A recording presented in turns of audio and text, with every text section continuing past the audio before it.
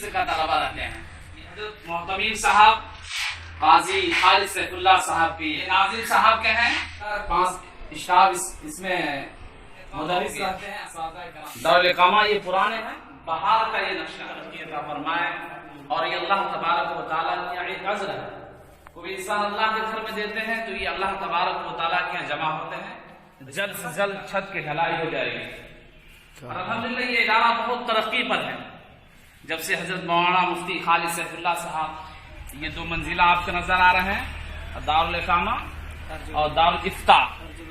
یہ دارالافتاء ہو گئے ہیں.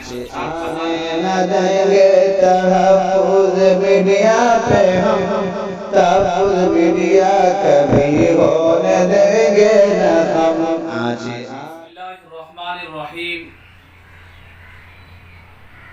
ایک اپیل گزارش یہ ہے کہ جامعہ اسلامیہ عربیہ بھوانی پور شمالی بہار کے قدیمی مثالی ادارہ ہے.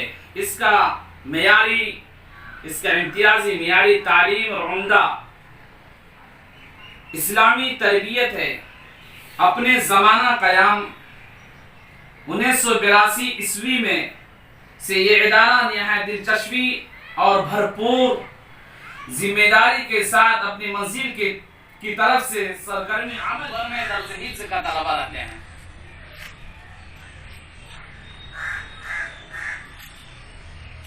دفتر امارت الشریعہ دارالقضاء امارت الشریعہ جامعہ اسلامیہ عربیہ بھوانی پور رازدھام پورنیہ. یہ حضرت محتمین صاحب قاضی خالد سیف اللہ صاحب کے یہ ہیں.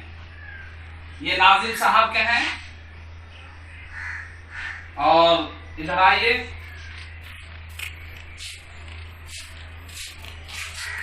یہ اساتذہ کرام کا کمرہ ہوا. اس میں الحمدللہ 5 اسٹاف اس میں مدرس رہتے ہیں اساتذہ کرام. اور یہ جو دیکھ رہے ہیں دارالاقامہ ہو گیا. دارالاقامہ یہ پرانے ہیں. اور 1983 میں مسجد کا بہار کا یہ نقشہ ہے. برنڈا اس کو کہتے ہیں برنڈا. اور مسجد کے اندر کی خوبصورت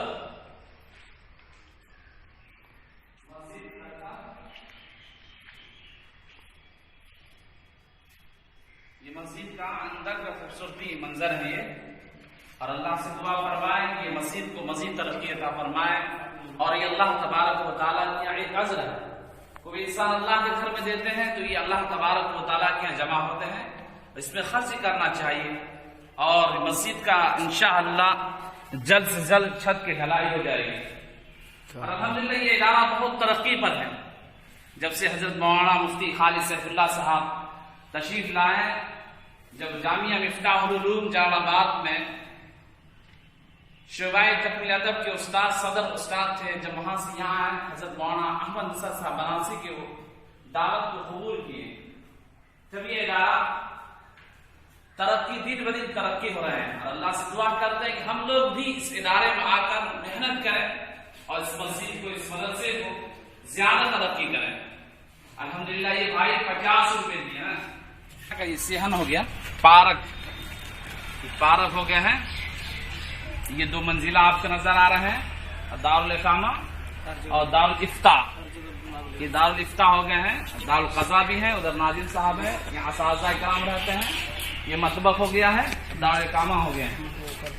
یہ مسجد کا معاملہ ہے. یہ ادھر دیکھ رہے ہیں یہ مسجد ہو گئے ہیں. یہ مسجد ہو گئے. یہ مسجد دیکھ لیجیے.